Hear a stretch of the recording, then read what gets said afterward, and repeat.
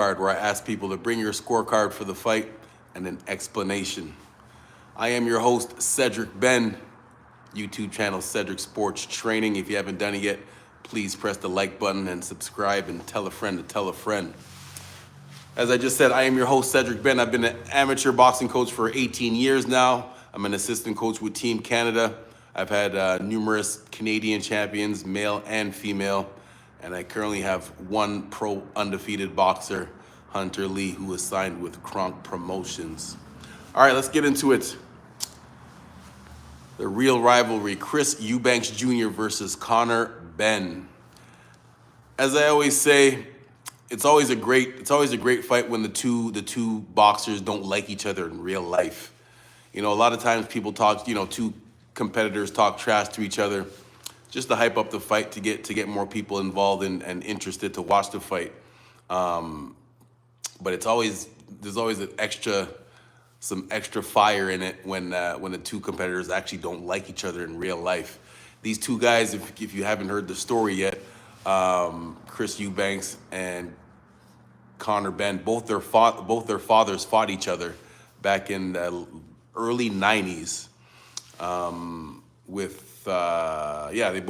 their fathers fought each other, two great matches, and it's very funny because they have two different styles. All right, I'm talking too much. Let's get right into the fight. So the scorecard for this one, all three judges had it the same way that I scored it, 116 to 112 for Chris Eubanks Jr. They had some fans scoring it too. They scored it 115 to 113. And I'm going to give you the round for round breakdown. Just to give you their records coming into this fight, Chris Eubanks Jr. had 35 wins with 25 knockouts with only 3 losses. Most of his career was at a higher weight class at 168 pounds. Conor Benn moving up for this. Most of his career was at like 140. So he moved up for this. Conor Benn, even though we share the last name, we're not related. I was kind of disappointed when I asked my dad that when I was a kid. Anyways, Conor Benn came into this fight with a record of 23 wins with 14 knockouts and 0 losses coming into this match. And they both have two different styles. Chris Eubanks Jr. is more of a boxer, kind of like they both fight like their dads. Chris Eubanks Jr. is more of a boxer. Takes his time to calculate. He's not the best technical boxer, but as far as out of them two, he's more of the boxer. He likes to use his jab and set punches up. Conor Benn is wild. He's like a street fighter boxer, but it works for him, just like it worked for his dad. Not a very technically sound boxer, but he's showing you that he's coming to fight. He ain't coming to play around. So let's get into that first round. First of all, 1, 2, 3, 4, 5. I had five rounds marked as close rounds. What up? Afternoon, happy Sunday, Danielle Berry.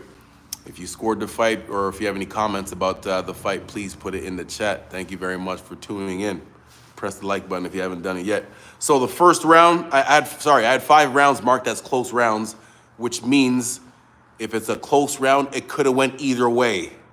Okay, so if somebody else had the fight 116 to 112 for Conor Benn, I'm not mad at that because a lot of those 5 rounds could have went either way. If you gave those 5 rounds to Benn, then that's what it is. So starting with the first round first, I gave the first round to Chris Eubanks Jr. My notes for round 1 was he's boxing very calmly, like it was expected, and landed some good solid jabs, not just touch jabs. Eubanks Jr. landed some good solid jabs. Conor Benn, his wild style, he came out right away showing off that wild style. And the question that I asked right away was, is he going to be able to keep this up, especially against a bigger guy? It's one thing for those of you that saw the fight, just all that extra movement that you have to do to keep the taller, longer opponent off, to keep their timing off. That takes energy to do all that. So Conor was doing a great job in that first round, but my question was, is he going to be able to keep this up for 12 with a bigger guy? Round 2, I gave that round to Connor Benn. My notes for round 2 was Connor, his wildness is working for him. He landed I can't even read my own scribbles. He landed about 3 or 4 good power punches in that second round, definitely more than Eubanks Jr. Eubanks Jr. jabs, but that was it. Eubanks landed some good jabs in that second round too, but that was it. Benn, I definitely clearly won that second round. The third round, I also marked it for Connor Benn, and my notes for that was a clear round for Connor Benn. His wildness is working for him. Like, it's the thing about fighting someone that has a wild style like that. It's hard to time them. It's hard to counterpunch them if you're trying to see what they're gonna do, because they don't even know what they're gonna do. So it's hard to set something up with that, right? So that's what makes Connor's style a little bit more difficult to deal with, just that wild style. Notes for round 3 for Eubanks. Yeah, he was just slower. I just wrote down slow. And the question was, oh yeah, I forgot to mention that at the beginning. In this third round, when I seen Eubanks slow down and Connor Benn maintain the pace that he started out with, the questions that I started to ask was, did the weight cut for Chris Eubanks Jr., was it too much for him? He weighed in he was overweight by 0.5 of a pound, half a pound. Now, just to show you, for any boxers or any fighters out there in general, if you've had to cut weight before, you understand how hard it is. So just imagine knowing that you only had 2 pounds, a half a pound to lose.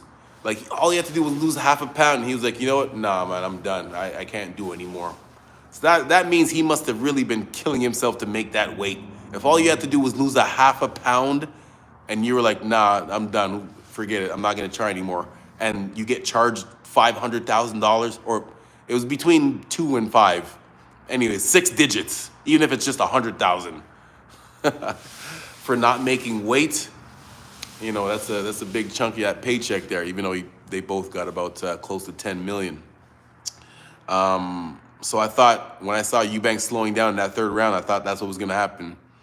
I thought it was going to get worse from there. But round 4, I marked round 4 as a close round, and I gave it to Chris Eubanks Jr. He landed some combos and the more clear punches than Chris Eubanks Jr. My notes for round 4 for Connor Benn was he still landed, but it just wasn't as much as Eubanks Jr. Round 5, I also marked it as a close round. My notes was barely for Chris Eubanks Jr. I had to sit there for a couple seconds when the bell rang. It wasn't just right away. I had to, after a lot of these rounds, I had to think about it for a good 10, 15 seconds to think about who I was going to give it to and for what reasons. A lot of times marking a round as a 10-10 round is kind of frowned upon. Because if you think about it, if you mark, it's because it's a tie. If you mark every round as a tie, then there's no winner. Not that you can't have that, but it's just not good. So you try to stay away from the 10-10 rounds, but there's a few times in this fight where it could have been a 10-10 round. Round 6, I marked it as a winning round for Connor Benn. Some big counter punches he landed, did Connor Benn. Some big counter punches. So I thought it was clear for him. Round 7, back and forth. Round 7, I marked it as a winning round for Chris Eubanks Jr. At the end of the 7th round, Connor Benn, he came on late. Like in the last 45 seconds, he did come on strong late with a flurry. And if you weren't paying attention to the first 2 minutes of the fight, then you might have thought that Connor stole that round there, because how he came on strong late. But I thought Eubanks Jr. controlled the action most of that 7th round. Round 8 was the third round that I marked as a close round. Gave that one to Chris Eubanks Jr. He just had more pop. They weren't like hard knockout punches, but they definitely were. You can tell that that Connor Benn felt Eubanks' power. Again, Connor Benn did the same thing he did in the 7th round. He came on late, like the last 45 seconds. Now, in that 7th round, Conor Benn did land the more meaningful punches in that 8th round, but again, he just came on too late. You know, the round is 3 minutes.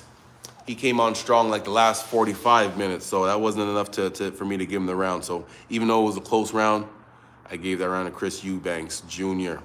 Round 9, another round that I marked as a close round. A close round that I also gave to Chris Eubanks Jr. Now, this in round from 9 to 12 is when Chris Eubanks Jr. switched up his fighting style and decided to walk Conor Benn down, like really come after him. Before that, he would just kind of box. He just kind of boxed and pick his shots, which was working for him. But starting in the 9th round, if you notice, Chris Eubanks Jr. started to walk Conor Benn down and keep him against the ropes a lot of times. My notes for that one was, Eubanks started to walk him down. Conor Benn was landing good, but he barely lost that round. So again, if you did mark it for Conor, I could understand it. I ain't mad at that. I'm not mad at that. Round number 10. Even though Chris Eubanks Jr. was continuing to walk him down, I thought there was a clear round for Conor Benn. Conor Benn was blasting him with punches, and I actually think he hurt him at one point in that 10th round. Eubanks was backing up. One of his legs wobbled. I don't know if he slipped or if it was from the punch, but the effectiveness of Conor's aggressiveness was definitely effective in that 10th round there. 2 more. Round number 11, marked it as a close round. I also gave that one to Chris Eubanks Jr. Now that I'm looking at the rounds that I marked as a close round, I gave all the close rounds to Chris Eubanks Jr. Not on purpose. I just thought, like, I even wrote in my notes, like, he barely won some of those rounds that I marked as close rounds. So round 11, close round, gave it to Eubanks Jr. I didn't write any notes for round 11 and 12. Because I really had to, in between rounds, really had to think about who I was going to score for and for what reason. So anyways, round 11, close round, gave it to Eubanks Jr. And then round 12, I thought Eubanks Jr. made it clear that he won that round. Conor Benn never stop trying, but I think Eubanks Jr., his strategy in saving some of his energy for the later rounds worked out for him, and that's what helped him pull out rounds 11 and 12. Because going into the 10th round, for me, Conor Benn needed to win the last 2 rounds to get a draw. But Eubanks Jr. did his thing and made, won those last 2 rounds on my scorecard at least.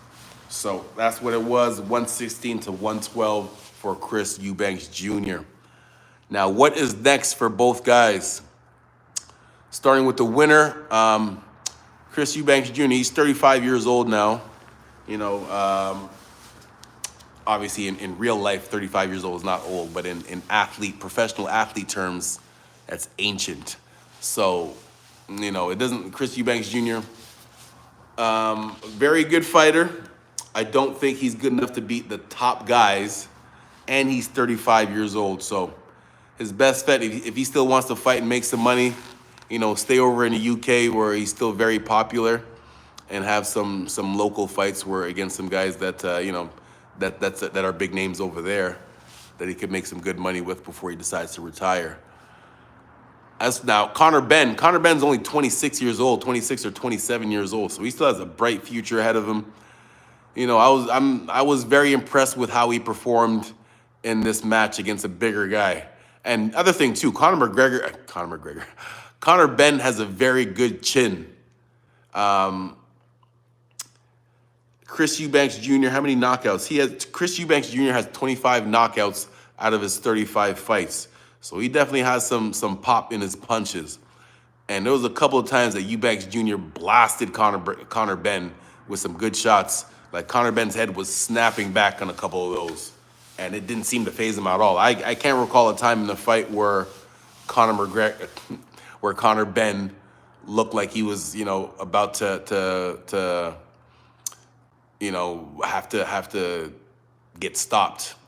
At no point in time did I feel that from Conor Benn. So what is next for Conor Benn, man? He has lots of choices, man. He said he wants to. He's obviously, when every fighter that loses wants to rematch against the person that they lost to. So of course he brought that up and said he wants his revenge. But if he doesn't get that, there's some good fights for him if he goes back down to 147. They were talking about him against Boots Ennis. That would be a problem for Conor Benn. Or against, how about Conor Benn versus Staniosis?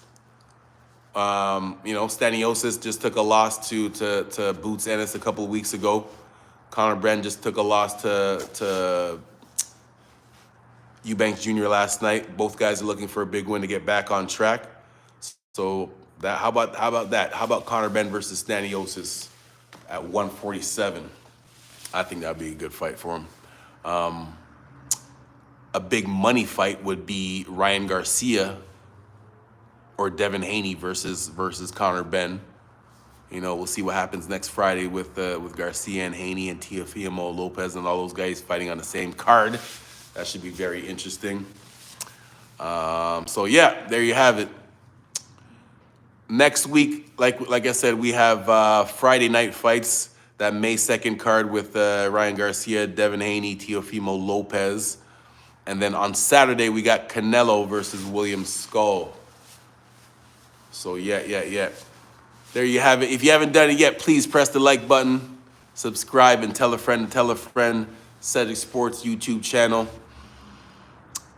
And yeah, hit me up. Email me at cedricbenn@gmail.com. CEDRICBENN. Any boxing questions or concerns or constructive criticism, leave it in the comment section, and I'll respectfully answer you back. All right, I'll see you guys soon. Peace.